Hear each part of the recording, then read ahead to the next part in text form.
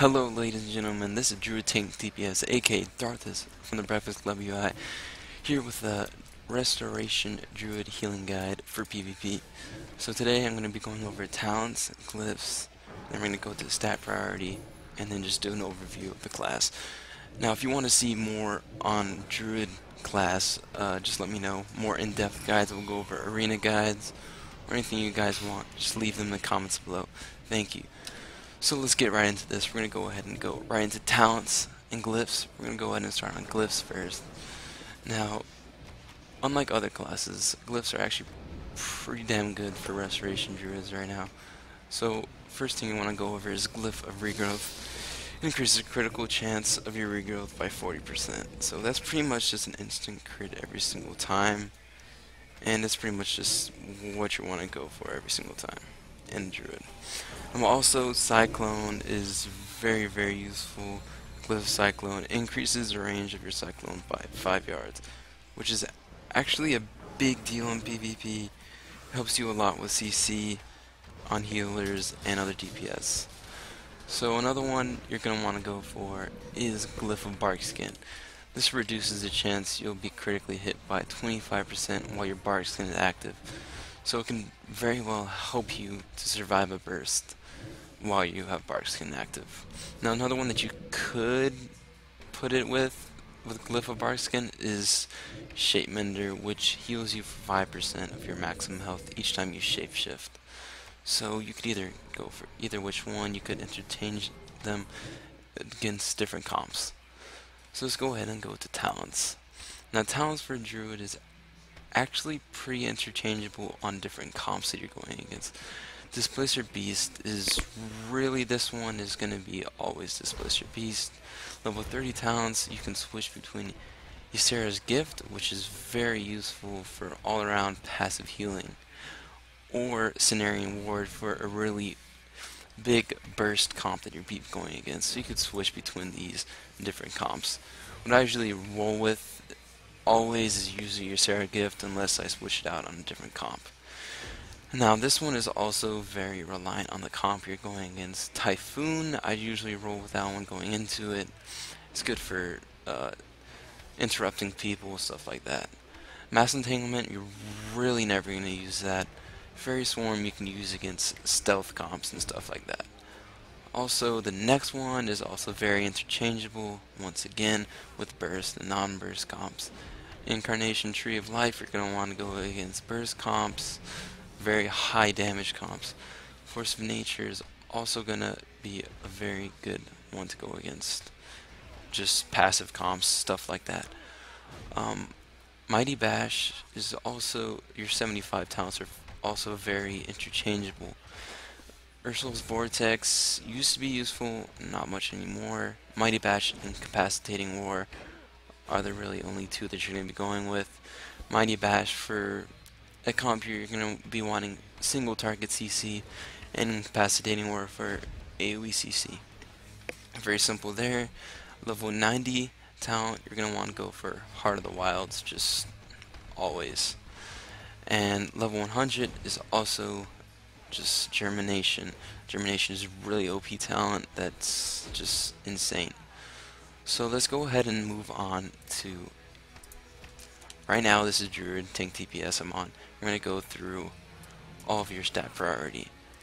I haven't been fully geared out yet, so you won't be able to see all the stats and stuff, but here we go. I can show you real quick what the stat priority is. It's going to be on the screen. You're going to want to go Intellect, Spirit, Haste, Mastery, Multi-Strike, Crit, and Versatility. So I'm going to tell you pretty much why it's going to be like that.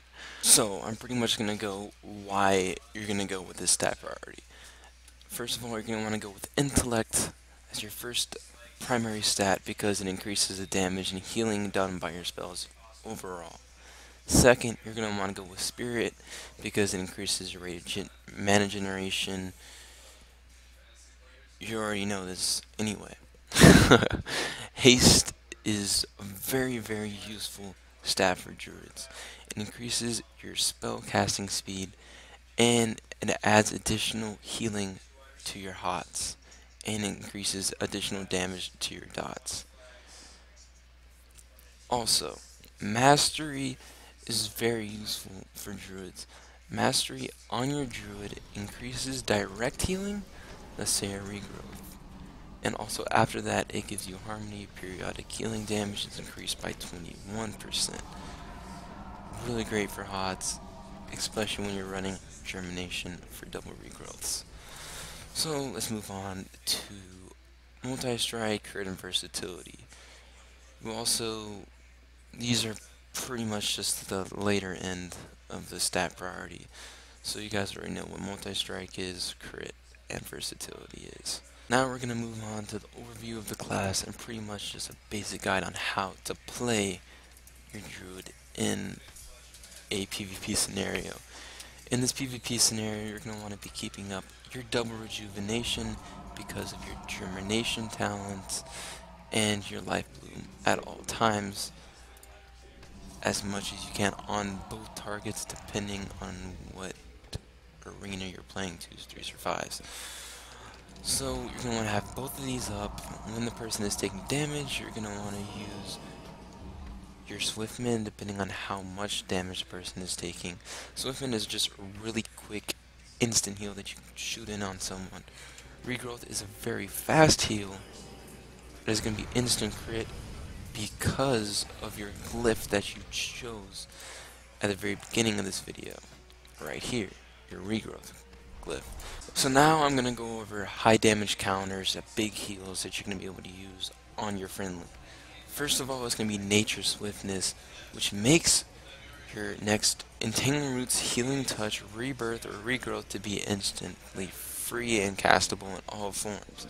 So of course, now cutting this down to PvP, you're going to want your either Regrowth, Entangling Roots, or Healing Touch. Mostly going to be sticking down to this as Regrowth. So now with your instant crit, you're going to have Nature Swiftness plus a Regrowth. Instant 74k crit. Not in PvP right now, so it would be even higher depending on who you're going against, who's your target, who's your enemy, whatever.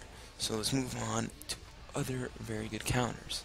So Heart of the Wild increases your healing, all of your healing done by 35%. Let's go ahead and click on that and just show you a couple with this. 50k crit, 50k crit. It's almost always going to be critting. So instead of my 4k my rejuvenation is going to be up to 6.2k now.